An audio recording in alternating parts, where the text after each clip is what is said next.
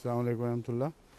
मेरी आज का क्या प्रोग्राम है? आज तो ये अर्ज़ करना था कि आपने परसों जो ये बताया कि सलामती की दुआ पे मौलवी नहीं, बड़े। पहले मुझे सवालों के मतलब कोई नए खतूत ख़ास आए हों या कोई काबिल ज़िक्र बात, वो मेमो का हल मिला कि नहीं कोई अभी तक? जी बाज़ आए हैं? हैं। अच्छा। जी हम लेकिन अभी लिस्ट तो वक्त उनका नहीं हुआ ना, अभी जुमेरात तक वक्त है। इकट्ठे कर और रहे हैं। रवास जी इकट्ठे कर रहे हैं। आदमी अनस की तरफ से भी एक फैक्स आई हुई थी, जी जी और भी रब्बा से, और भी अब बता सिद्दीक़ा की तरफ जी से भी जवाब आया था। जी सबको इकट्ठा करें एक जी सारे बकायदा इकट्ठे तरीके कर से। रहे हैं। और रवा से जब मंगला साहब की तरफ से फैक्स मिलेगी तो असल फिर तो उसके उसमें बाद होगा। हम उसको फ़ाइनल सही करेंगे। है। और बात क्या कह रहे थे आप? मैं ये अर्ज़ कर रहा था कि परसों हुज़ूर ने बातचीत प्रोग्राम में ज़िक्र किया कि सलामती की दुआ पे मौलवी बड़ा तैश खाते हैं। हालांकि इसका जवाज़ तो कोई नहीं, हम्म, लेकिन आपने ये नहीं बताया कि इस किस्म की दिल आज़ारियों को अगर दिल आज़ारी तस्लीम कर भी लिया जाए हम्म। तो क्या इस्लाम में इसकी भी कोई सज़ा है या नहीं। इन्ना लिल्लाहि व इन्ना इलैहि राजिऊन, इसका तो यही जवाब है। इस्लाम तो बहुत अजीम मज़हब है, बहुत बड़े हौसले का मज़हब है। इसकी तो पसंद को भी किसी आम इंसान को तसव्वुर नहीं पहुंच सकता। अब सलाम का आपने ज़िक्र किया है, मुझे इससे सलाम के मौजू पर एक हदीस याद आई है जो मैं आपको सुना देता हूँ। उस हदीस के बयान नहीं, उसके अल्फाज तो याद नहीं, लेकिन मजमून बिल्कुल पुख्तगी के साथ मैं कह सकता हूँ कि यही है कि हज़रत आयशा सिद्दीक़ा रज़ी अल्लाह तआला अन्हा की रवायत है कि एक दफ़ा यहूदियों का एक वफ़द, राहत का लफ्ज़ इस्तेमाल हुआ है, कबीला या वफ़द, वो आ हज़ूर की खिदमत में बज़ाहिर अदब के साथ मिलने के लिए हाज़िर हुआ। लेकिन उनके लीडर ने जो आपको मुखातब किया वो ये अल्फाज थे, नऊज़ुबिल्लाहि मिन ज़ालिक, अस्सलामु अलैका। ये अस्सलामु अलैका से मिलते जुलते अल्फाज हैं और सुनने वाले को धोखा हो सकता है कि सलाम कहा गया है, हालांकि साम का मतलब है हलाकत। तो उस पर हज़रत आयशा रज़ी अल्लाह तआला अन्हा को बहुत गुस्सा आया। आपने जवाबन बुलंद आवाज़ से कहा कि तुम पर साम और लानत। इस पर हज़रत अक़दस मोहम्मद मुस्तफ़ा सल्लल्लाहु अलैहि वसल्लम ने फरमाया, रिफ़्क़ रिफ़्क़, नरमी से काम लो, नरमी से काम लो। इस तरह जो कौमों के लोग आते हैं उनके साथ ऐसा इस तरह सलूक नहीं किया गया करते। हज़रत आयशा सिद्दीक़ा रज़ी अल्लाह तआला अन्हा ने ताज्जुब से पूछा कि या रसूलल्लाह, आपने सुना नहीं उन्होंने क्या कहा था? हमने फरमाया, हाँ मैंने सुना था, लेकिन मैंने ये कहा था अलैकुम अस्साम या अलैकस्साम। ये लफ्ज़ मुझे याद नहीं, अलैकुम या मुराद ये है कि तुझ पर तुझ पर या तुम पर साम हो। मैंने जवाब दे दिया, बस उतना ही काफ़ी है। अब सवाल ये पैदा होता है, ये इसमें फ़र्क है, एक रवायत में है किसी हदीस में वा अलैकुम मुस्साम कहा था, मगर मैं इसको तस्लीम नहीं करता, क्योंकि ये नामुमकिन है कि आ हज़रत सल्लल्लाहु अलैहि वसल्लम ने इसके जवाब में कि तुम पर हलाकत हो कहा और तुम पर, और का तो मतलब है कि अपने ऊपर नौज़ुबिल्लाह मिन ज़ालिक कबूल कर ली। तो वो जो रवायत है जिसमें सिर्फ अलैकुम अस्साम है वो बहुत ज़्यादा करीन कबूलियत के लायक है ही वही बात। आपने वाह नहीं फरमाया बल्कि अलैकुम अस्साम या अलैकस्साम। तो अब इसमें कई सवाल उठते हैं। सबसे पहली बात यह है कि हज़रत अक़दस मोहम्मद मुस्तफ़ा सल्लल्लाहु अलैहि वसल्लम को मुखातब करके नाउज़ुबिल्लाह मिन ज़ालिक आप पर हलाकत भेजी गई, और ये वाक़या मक्के का नहीं मदीने का है, जबकि अल्लाह ताला की तरफ से उस शहर पर गलबा नसीब हो चुका था और आ हज़रत सल्लल्लाहु अलैहि वसल्लम को मुत्तफ़िक़ा लीडर तस्लीम कर लिया गया था। मदीने के चार्टर में ये बात खोल दी गई थी कि हर मामले में हज़रत मोहम्मद रसूलुल्लाह ना रसूलुल्लाह ना कहा गया हो, मगर मोहम्मद का जो फ़ैसला है वही आखिरी होगा, उसी के ज़रिए फ़ैसले तय होंगे।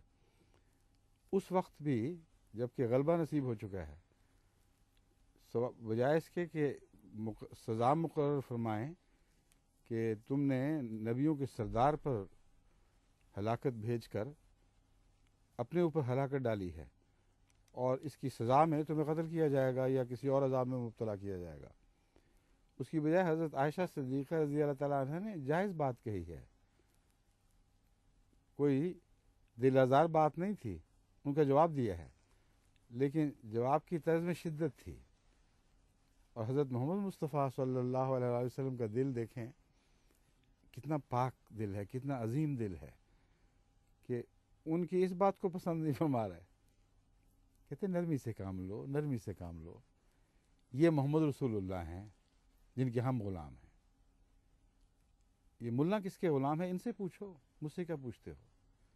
ان سے پوچھو انہوں نے کہاں سے یہ تعلیم حاصل کی ہے کہ کوئی سامنا کہے، السلام کہے تو پھر بھی اس پر لانتیں ڈالو اور اس کو گلیوں میں گھسیٹو اور اس کو سزائیں دلواؤ۔ آپ کے اس بات کہنے پر مجھے واقعہ یاد آ گیا جو بین ہی اسی طرح ہمارے وہاں کی عدالتی پولیس کی کارروائی میں درج شدہ ہے، اور وہ غالباً ہزارے کسی شہر کا واقعہ ہے۔ وہاں ہمارے چند احمدیوں کو اس بات پر سزا دی گئی کہ ان میں سے ایک نے راہ چلتے کسی مولوی صاحب کو السلام علیکم کہہ دیا۔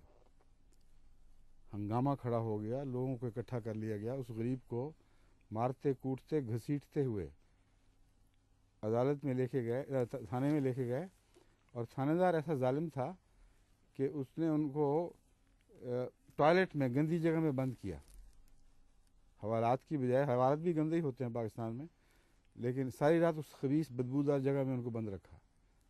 یہ سزا ہے کہ تم نے السلام علیکم کیوں کہا؟ یہ دین کس کا ہے؟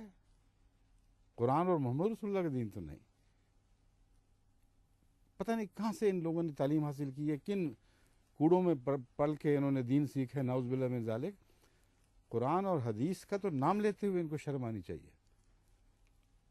اس کے وہ جو واقعہ میں نے بیان کیا ہے تھانے دار کا، ایک یہ بھی تھا، لیکن ہر قوم میں اچھے بھی ہوتے ہیں، برے بھی ہوتے ہیں، بیوقوف اور سمجھدار بھی، بڑے بڑے دیانتدار بھی ہیں پاکستان میں، تھانے داروں میں بھی اور پٹواریوں میں بھی۔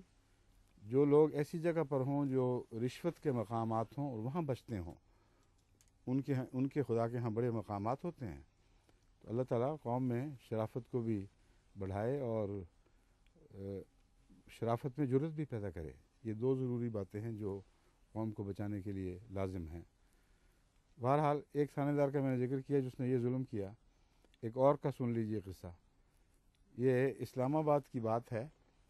وہاں ہمارے ایک بیچارے احمدی کو اس بات پر پکڑ دھکڑ کے تھانے لے گئے کہ اس نے السلام علیکم کہا تھا مولوی صاحب کو۔ بڑے طیش میں تھے مولوی صاحب، ایسی سخت میری دل آزاری ہوئی ہے۔ تھانے دار صاحب عقل والے تھے، انہوں نے کہا تمہیں ہو کیا گیا، پاگل ہو گئے ہو؟ سلام کہا ہے تمہیں اور کچھ نہیں کہا۔ انہوں نے کہا ہو یا نہ ہو میں نے مقدمہ ضرور درج کروانا ہے، آپ کو اس سے کیا، مجھے تکلیف ہوئی ہے، اور ملک کا قانون کہتا ہے کہ ایسے شخص کو جو اسلامی اصلاح استعمال کرے اور احمدی ہو اس کو کڑی سزا دی جائے گی۔ تھانے دار بھی بڑا پکا تھا، وہ مولویوں سے، سیاستدان تو ڈر جاتے ہیں، تھانے دار کم ڈرتے ہیں، مرضی ہو تو ڈر جائیں، ان کی الگ بات ہے، ورنہ تھانے دار تو اپنے آپ کو بادشاہ سمجھتا ہے۔ بہت انہوں نے زور ڈالا، بڑی بحث ہوئی، تھانے دار صاحب نے کہا سوال ہی نہیں پیدا ہوتا، میں یہ مقدمہ درج نہیں کروں گا۔ اور اس کے بعد احمدی کو مخاطب کر کے کہا کہ اب میری تم بات سن لو، آج تو جو ہو گئی ہو گئی، میں نے نہیں درج کیا، لیکن آئندہ اگر کبھی تم نے کسی مولوی کو السلام علیکم کہا تو میں ضرور تمہیں جیل میں ڈالوں گا۔ لعنت کیوں نہیں ڈالتے؟ پاکستان کے خلاف، کے قانون کے خلاف نہیں ہے، گلی گلی میں لوگ لعنتیں ڈالتے ہیں، تمہیں اور کیا چاہیے؟ لعنت پھینکا کرو۔ پھر میرے پاس آئیں، میں ہرگز مقدمہ درج نہیں کروں گا کیونکہ ملک میں یہ ہو رہا ہے، لیکن السلام علیکم نہیں کہنا۔ یہ ان کے ایک احتجاج کا طریق تھا، کوئی احمدی ہرگز کسی پہ لعنت نہیں ڈالتا۔ ایک اور بھی اس حدیث نبوی سے جو میں نے پڑھی تھی، ایک اور مسئلہ بھی سمجھ آ گئی کہ السلام علیکم کہنا مسلمانوں کا شعار صرف مسلمانوں کا شعار ہے ہی نہیں، کیونکہ وہ کفار، یہودی، مشرکین بھی مسلمانوں کی دیکھا دیکھی جب حضور کی خدمت میں حاضر ہوتے تھے تو السلام علیکم کہا کرتے تھے۔